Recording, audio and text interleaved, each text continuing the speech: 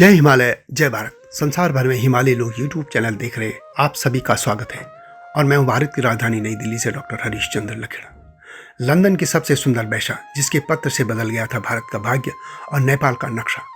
इस सीरीज की तीसरी वीडियो में मैं लॉरा वेल के बारे में जानकारी दूंगा। आपको यह बता दूं कि पहली वीडियो में मैंने नेपाल के शासक जंग बहादुर राणा की नेपाल यात्रा को लेकर और वहां एक गणिका से मुलाकात के बारे में बताया था जिस पर उन्होंने 2.5 लाख पाउंड लुटा दिए थे। और दूसरी वीडियो में मैंने यह बताया था कि 1857 के प्रथम स्वतंत्रता संग्राम आंदोलन में राणा की नेपाली सेना ने किस तरह से अंग्रेजों का साथ दिया था। और अब मैं बता रहा हूं कौन थी लॉरा वेल, जिसे राणा ने लौटते हुए विदाई के समय एक हीरे की अंगूठी दी थी और उसमें यह भी वचन दिया था कि उनकी हर इच्छा को वे पूरा करेंगे और उन्होंने कर भी दिया था। और अब चलते हैं इस सीरीज की तीसरी वीडियो के लिए। यह भी बता दूं कि तीनों वीडियो के लिंक डिस्क्रिप्शन में आपको मिल जाएंगे। आपसे अनुरोध है कि तीनों को देखिएगा। अब आगे की तरफ बढ़ते हैं कि कौन सी लॉरा वेल। लॉरा वेल को लंदन की वेश्याओं की रानी कहा जाता था। लॉरा वेल का पूरा नाम था लारा एलिजा जेन सीमोर वेल। उसका जन्म 1829 में हुआ था। वह इंग्लैंड की एक आयरिश मूल की गणिका थी। इतिहास में दर्ज है कि उस पर नेपाल के प्रधानमंत्री या मुख्य शासक जंग बहादुर राणा ने उस पर तब 2.5 लाख पाउंड खर्च किए थे।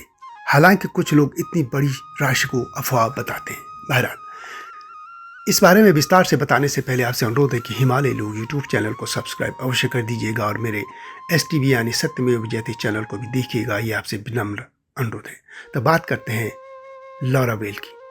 लॉरा वेल का जन्म ग्लेनेवी काउंटी एंटिम में हुआ था। उसका बचपन असुरक्षित रहा। प्रारंभ में उसने एक दुकान में काम किया था, लेकिन बाद में उसने घर छोड़ दिया और वह डबलिन चली गई थी। वहाँ वो एक सफल वेश्या बन गई और उसने वेश्यावृत्ति के माध्यम से बहुत पैसा कमाया था। वेल के बारे में यह भी कहा जाता है कि उसका ऑस्कर वाइल्ड के पिता डॉक्टर विलियम वाइल्ड के साथ संबंध था। 1849 में वेल लंदन चली आई थी, जहां उसे लंदन वेश्यावृत्ति की रानी के रूप में जाना जाने लगा था। वेल ने अमीर कुलीन लोगों और ड्यूक का मनोरंजन किया था। लॉरा को लेकर यह भी कहा जाता है कि वह अक्सर दूर सफ़ेद घोड़ों से खींची जाने वाली सोने की बग्गी में हाइड पार्क से होकर जाती थी। वहाँ उसकी मुलाकात नेपाल के प्रधानमंत्री जंग बहादुर राणा से हुई थी। राणा ने वेल को बेल्गेविया के विलिंगटन क्रिसेंट में एक आलीशान घर में ठहरा था और उसे ढेर सारे उपहार दिए थे। ऐसी कहानियाँ कि राणा ने वेल के साथ एक रात बिताने के लिए 2.5 लाख पाउंड का भुगतान किया था। हालांकि यह अतिशयोक्ति मानी जाती है और यह संभावना है कि यह राशि उन 90 दिनों में वेल को दिए उपहारों का मूल्य था जो उन्होंने एक साथ बिताए थे।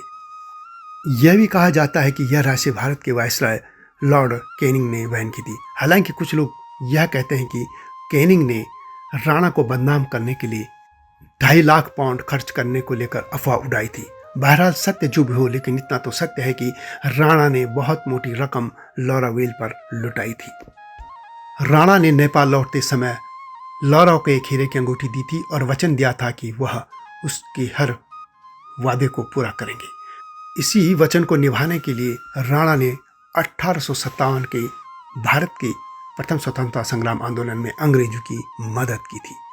बहरहाल, जनवरी 1852 में वेल ने कैप्टन ऑगस्ट फ्रेडरिक थिसलथवेट से शादी कर ली थी, जो लंदन के ग्रोसवेनर स्क्वायर में रहते थे और स्कॉटलैंड के रॉसशायर में उनकी संपत्ति भी थी। बाद में लॉरा ईसाई धर्म प्रचारक बन गई थी।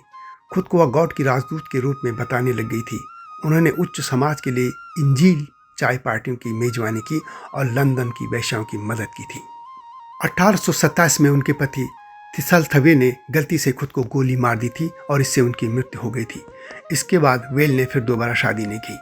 प्रधानमंत्री विलियम ग्लैडस्टोन और उनकी पत्नी वेल के मित्र बन गए थे और यह मित्रता वेल की मृत्यु तक जारी रही।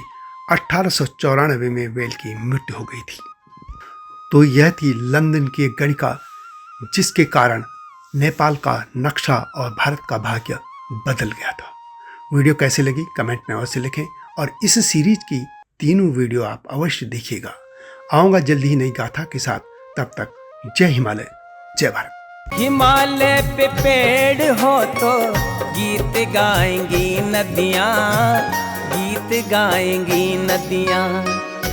पेड़ों पे चिड़िया है तो गीत गाएंगी नदियाँ, पेड़ों पे चिड़िया है तो गीत गाएंगी नदियाँ।